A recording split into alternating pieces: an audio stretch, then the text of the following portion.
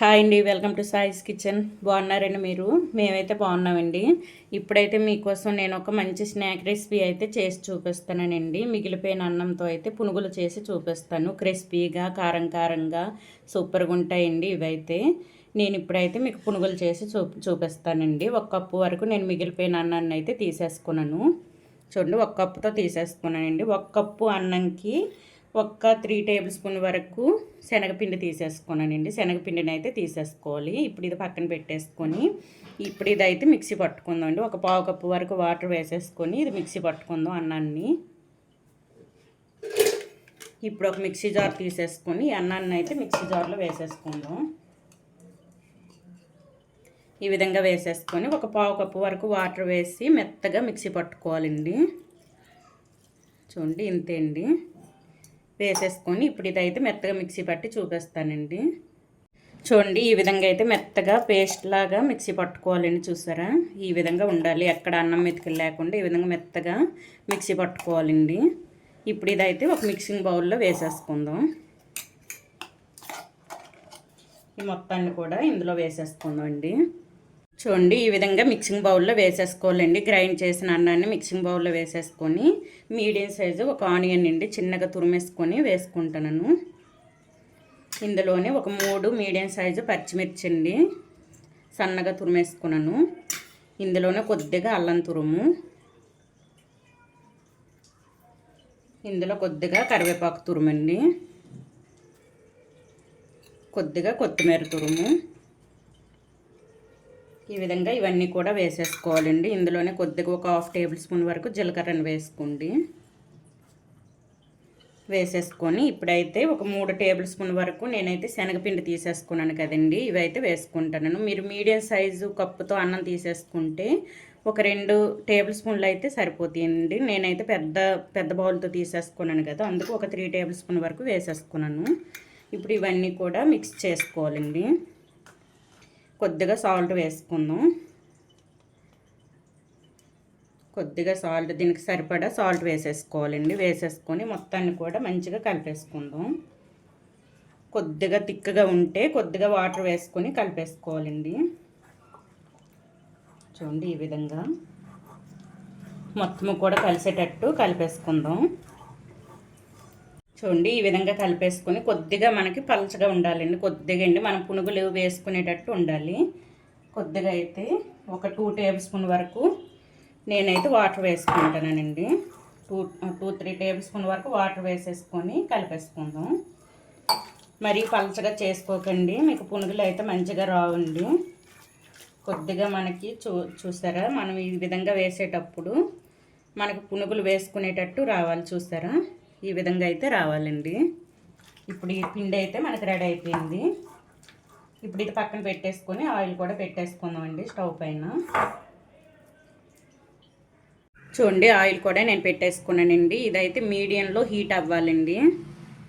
ఇది పూర్తిగా ఎక్కువ హీట్లో ఉండేటప్పుడు వేయకూడదండి, మీడియంగా ఉండేటప్పుడే మనం వేసేసుకోవాలి పునుగులు. ఇప్పుడు కొద్దిగా వాటర్ తీసేసుకోవాలండి. తీసేసుకొని ఇందులో చేతిని తడి చేసుకుంటూ పునుగులు వేసేసుకోవాలి. అలాగైతే మన చేతికి అంటకుండా మంచిగా వస్తాయండి పునుగులు అయితే. చూడండి, ఇప్పుడైతే చిన్నగా మీకు ఏ సైజు కావాలో ఆ సైజు అయితే వేసేసుకోవాలి. ఈ విధంగా నేను చిన్న సైజు పునుగులను అయితే వేసుకుంటానండి. ఈ విధంగా చిన్నగా వేసుకోవాలి. మొత్తం కూడా ప్యాన్కి ఎన్ని సరిపోతాయో అన్ని పునుగులను అయితే వేసేసుకుందాం అండి. టేస్ట్ అయితే సూపర్గా ఉంటాయండి. మంచి క్రిస్పీగా వేయించుకుంటే సూపర్గా ఉంటాయి టేస్ట్ అయితే.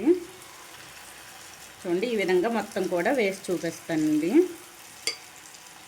చూడండి, ఈ విధంగా అయితే ప్యాన్కి ఎన్ని సరిపోతాయో అన్నీ వేసేసుకొని వెంటనే కదపకూడదండి. వెంటనే కదిపామంటే మనకి ఇది సరిగ్గా వేగుండవు కదండి, ఇవైతే విడిపోతాయి. అందుకు 1 నిమిషం తర్వాత 1-2 నిమిషాల తర్వాత అయితే ఇది తిప్పేసుకోవాలి. చూడండి, ఇప్పుడైతే మనకు కొద్దిగా వేగాయండి. ఇప్పుడైతే కొద్దిగా కదిపేసుకుందాం. ఇది ఈ విధంగా కదిపేసుకొని పూర్తిగా మీడియంలోనే వేయించుకోవాలండి. ఇవి ఈ విధంగా పూర్తిగా ఫ్లేమ్ మీడియంలో ఉంచేసుకొని మొత్తాన్ని కూడా మంచి క్రిస్పీగా వచ్చేటట్టు వేయించుకుందామండి. 2 వైపులా కూడా తిప్పుకుంటూ వేయించుకోండి.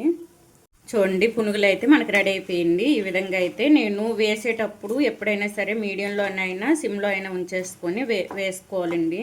తర్వాత మీడియం టు హై ఫ్లేమ్లో పెట్టేసుకున్నాను నేనైతే ఈ విధంగా పెట్టేసుకొని చూడండి మంచి కలర్లో వేయించుకున్నానండి. ఇప్పుడు ఇవైతే తీసేసుకుందాం. మీడియం టు హై ఫ్లేమ్ పెట్టేసుకోండి. వేయించేటప్పుడు సిమ్లో ఉంచేసుకోకండి, ఆయిల్ పెట్టేస్తుందండి. అలాగైతే మీరు ఆ విధంగా వేయించుకుంటే ఆయిల్ పెట్టేస్తుంది. అందుకోసమని మీడియం టు హై ఫ్లేమ్ పెట్టేసుకుంటూ వేయించుకోవాలండి. ఈ విధంగా అన్నీ కూడా తీసేసుకుందాం.